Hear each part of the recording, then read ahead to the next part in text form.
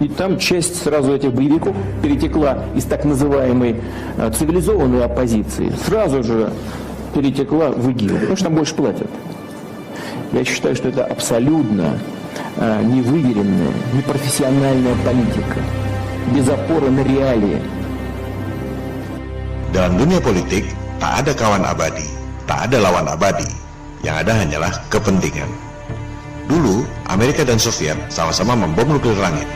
Sama-sama bikin space program palsu. Karena kepentingannya sama, menguras anggaran negara agar defisit, mega proyek untuk para kontraktor. Sampai akhirnya Soviet bangkrut. Sekarang, kepentingan mereka berbeda. Amerika ingin jatuhkan Presiden Assad untuk menguasai Suriah. Oleh sebab itu, Amerika danai ISIS. Sementara, Presiden Rusia Putin justru beraliansi dengan Presiden Assad. Maka sekarang Putin berseberangan dengan Obama. Ini adalah masalah politik, tak ada hubungannya dengan agama. Putin memang sedikit beda. Kinerja Putin bisa dilihat dari tabel utang negara-negara. Rusia justru utangnya kecil. Di Amerika, bahkan banyak yang menjagokannya sebagai tokoh yang berani menentang elit global. Setidaknya, Putin dianggap tidak munafik alias standar ganda. Oleh sebab itu, justru Putin yang lebih rajin membasmi ISIS, tentara bayaran musuh sahabatnya, Presiden Assad. Politik, bukan masalah agama.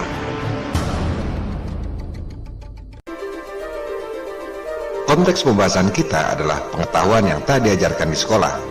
Informasi yang bukan dari media propaganda elit global seperti CNN, NASA, IMF, dan lain-lain. Jangan bingung dengan pro dan kontra. Yang tak ada pro dan kontra atau bantahan hanya di taman kanak-kanak. Tak ada pro dan kontra, hanya ada satu kebenaran. Begitu beranjak dewasa, sudah pasti ada ribuan pendapat yang berbeda. Semua hal yang disampaikan pasti ada pro dan kontra, pasti ada bantah-membantah. Soal globalisasi, pasar bebas, sistem keuangan, sistem pendidikan, pasti banyak yang mengatakan bagus. Begitu pula dengan dogma bumi bola, pasti banyak yang mengatakan benar dan flat earth adalah bodoh. Pilihan ada pada diri Anda, mana yang lebih masuk akal buat Anda. Baru lihat bantahan soal flat earth langsung bingung. Padahal ada ratusan video-video dan tulisan-tulisan yang sudah menjawab itu. Pemaparan episode 9 ini sekaligus menuntaskan argumentasi nomor 10 dari penganut teori bumi bola. Pilihan ada pada diri Anda. Apakah flat earth mundur 500 tahun? Atau kita semua yang tertidur selama 500 tahun dan tidak sadar bahwa dunia telah dirusak sedemikian parah oleh para elit? Kalau mau mempermasalahkan bantah-bantahan, ada banyak tulisan yang membantah kenabian Muhammad. Jika ada yang mengatakan pada Anda, "Hei, agama Anda tidak benar tuh, ini sudah ada yang bantah," Anda mau tanggapi? Saya sih tidak.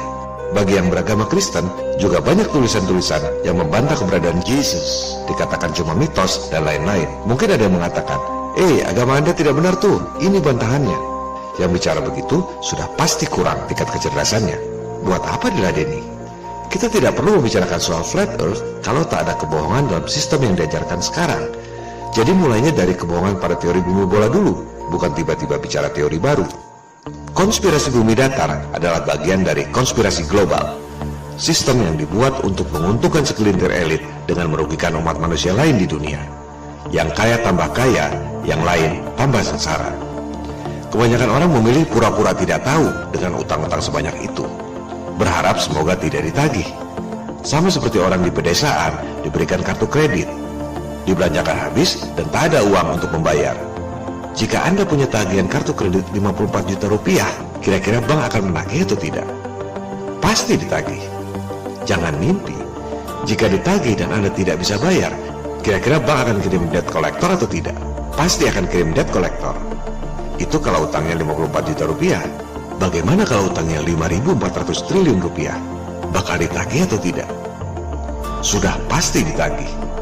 Itu akan dijadikan alasan untuk membentuk mata uang tunggal dunia.